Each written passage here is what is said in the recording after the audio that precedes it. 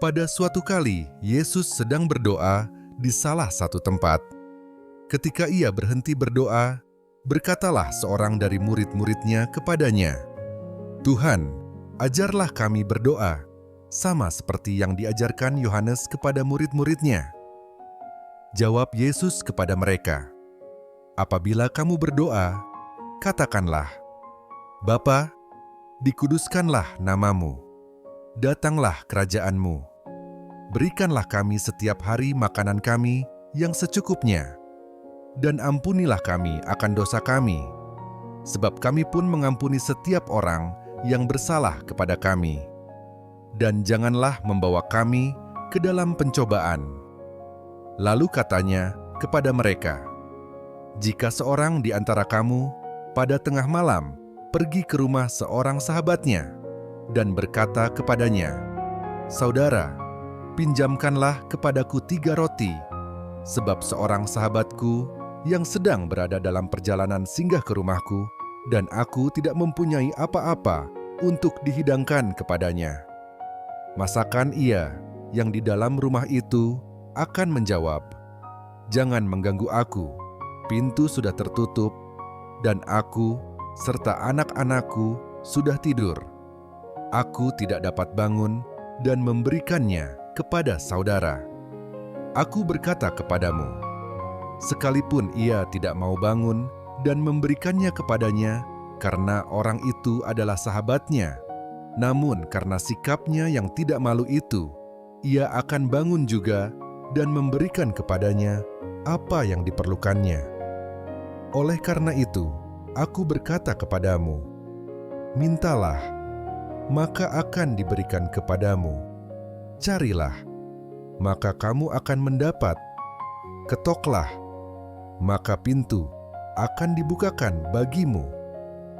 Karena setiap orang yang meminta, menerima, dan setiap orang yang mencari, mendapat, dan setiap orang yang mengetok, baginya pintu dibukakan.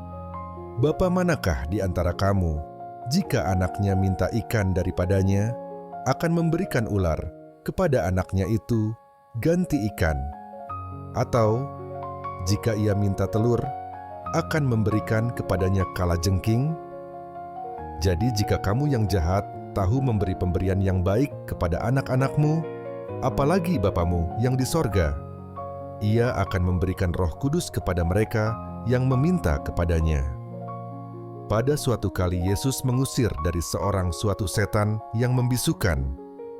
Ketika setan itu keluar, orang bisu itu dapat berkata-kata. Maka heranlah orang banyak.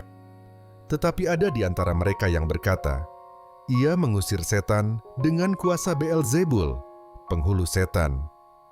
Ada pula yang meminta suatu tanda dari sorga kepadanya untuk mencobai dia.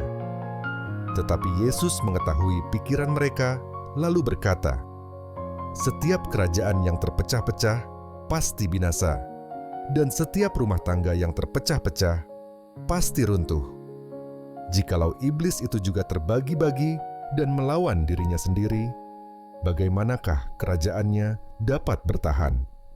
Sebab kamu berkata bahwa aku mengusir setan dengan kuasa Beelzebul.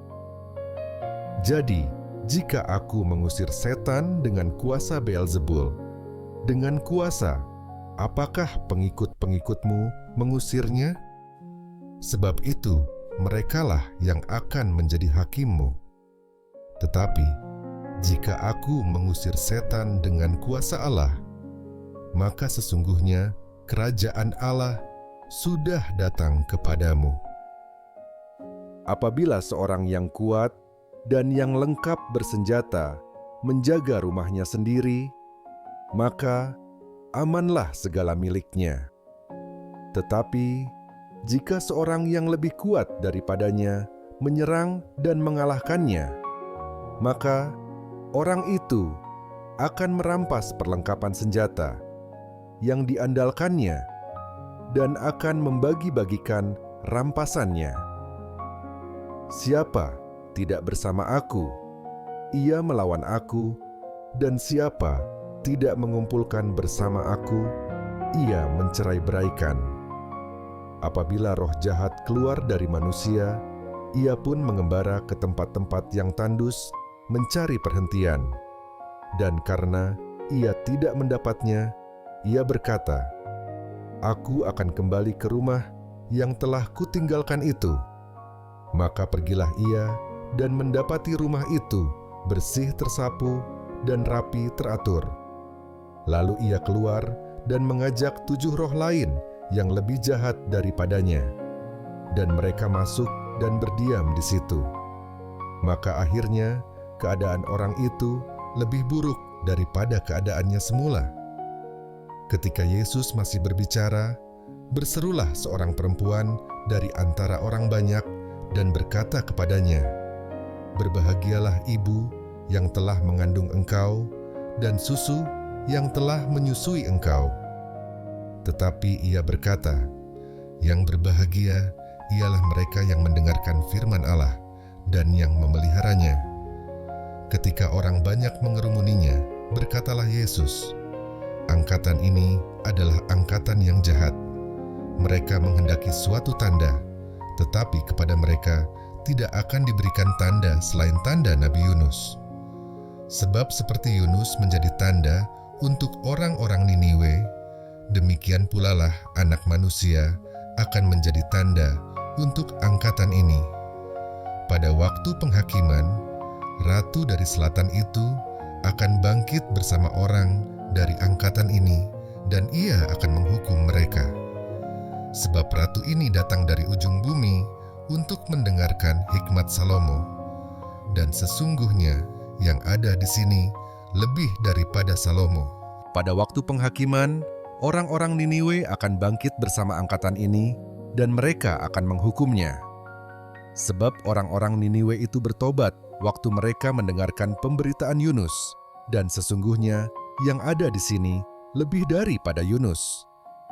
Tidak seorang pun yang menyalakan pelita lalu meletakkannya di kolong rumah atau di bawah gantang, melainkan di atas kaki dian, supaya semua orang yang masuk dapat melihat cahayanya. Matamu adalah pelita tubuhmu. Jika matamu baik, teranglah seluruh tubuhmu. Tetapi jika matamu jahat, gelaplah tubuhmu. Karena itu, perhatikanlah supaya terang yang ada padamu jangan menjadi kegelapan.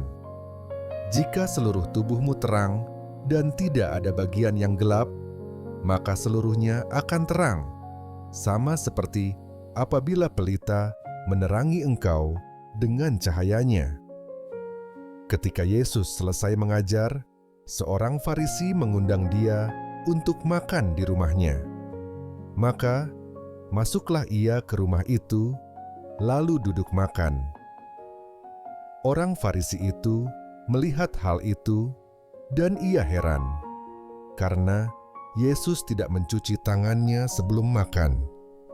Tetapi Tuhan berkata kepadanya, "Kamu orang-orang Farisi, kamu membersihkan bagian luar dari cawan dan pinggan, tetapi bagian dalammu penuh rampasan dan kejahatan. Hai orang-orang bodoh, bukankah Dia yang menjadikan bagian luar, Dia juga yang menjadikan bagian dalam? Akan tetapi, berikanlah isinya sebagai sedekah, dan sesungguhnya semuanya akan menjadi bersih bagimu. Tetapi celakalah kamu, hai orang-orang Farisi, sebab kamu membayar persepuluhan dari selasih, inggu dan segala jenis sayuran, tetapi kamu mengabaikan keadilan dan kasih Allah. Yang satu harus dilakukan, dan yang lain jangan diabaikan. Celakalah kamu, hai orang-orang Farisi, sebab kamu suka duduk di tempat terdepan di rumah ibadat dan suka menerima penghormatan di pasar. Celakalah kamu, sebab kamu sama seperti kubur yang tidak memakai tanda. Orang-orang yang berjalan di atasnya tidak mengetahuinya." Seorang dari antara ahli-ahli Taurat itu menjawab dan berkata kepadanya, "Guru, dengan berkata demikian, engkau menghina kami juga." Tetapi ia menjawab, "Celakalah kamu juga, hai ahli-ahli Taurat, sebab kamu meletakkan beban-beban yang tak terpikul pada orang, tetapi kamu sendiri tidak menyentuh beban itu dengan satu jari pun. Celakalah kamu, sebab kamu membangun makam nabi-nabi, tetapi nenek moyangmu telah membunuh mereka. Dengan demikian, kamu mengaku bahwa kamu membenarkan perbuatan-perbuatan nenek moyangmu, sebab mereka telah membunuh nabi-nabi itu dan kamu membangun makamnya. Sebab itu hikmat Allah berkata, Aku akan mengutus kepada mereka nabi-nabi dan rasul-rasul, dan separuh dari antara nabi-nabi dan rasul-rasul itu akan mereka bunuh dan mereka aniaya, supaya dari angkatan ini dituntut darah semua nabi yang telah tertumpah sejak dunia dijadikan, mulai dari darah Habel sampai kepada darah Zakaria yang telah dibunuh di antara mezbah dan rumah Allah. Bahkan aku berkata kepadamu, semuanya itu akan dituntut dari angkatan ini. Celakalah kamu, hai ahli-ahli Taurat, sebab kamu telah mengambil kunci pengetahuan, kamu sendiri tidak masuk ke dalam, dan orang yang berusaha untuk masuk ke dalam kamu halang-halangi. Dan setelah Yesus berangkat dari tempat itu, ahli-ahli Taurat dan orang-orang Farisi terus-menerus mengintai dan membanjirinya dengan rupa-rupa soal. Untuk itu, mereka berusaha memancingnya, supaya mereka dapat menangkapnya berdasarkan sesuatu yang diucapkannya.